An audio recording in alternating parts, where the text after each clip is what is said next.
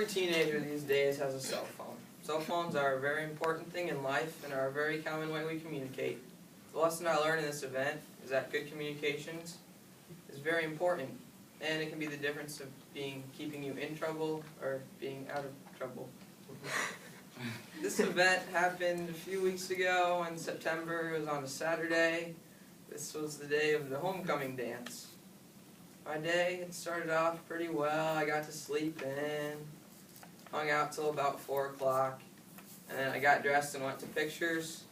Then after pictures, we went to Texas Roadhouse and had a delicious meal, and then we came back to Vinton and hung out at a friend's house because we had to be fashionably late to the dance because we were just cool kids like that. And then we went to the dance and had a good time. And then after the dance, we went to a friend's house and watched a movie. And after the movie, it was pretty late, and I thought it was kind of weird. My parents hadn't texted me, so I figured they fell asleep. So I thought it'd be nice and not wake them up and just stay at a friend's house. So I went to the friend's house, and I wanted to have battery the next morning, so I turned my phone off, and I went straight to bed. And it felt like 2 seconds later, my friend woke me up and said my mom was on her way to come pick me up.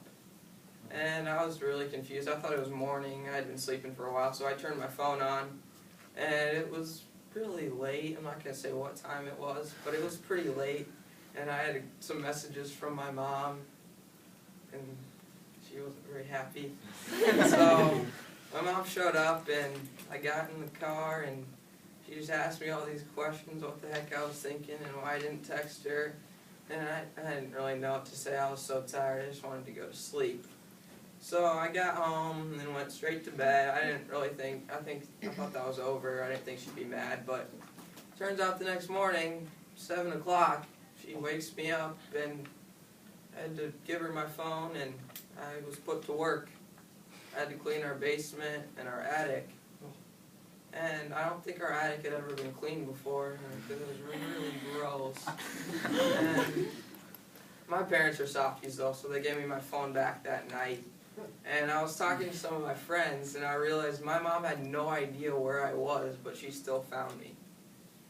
And I had asked around, and I guess she called some of my friends' parents and asked them where I was, and then she went to the house where I watched the movie and pounded on the door and asked where I was.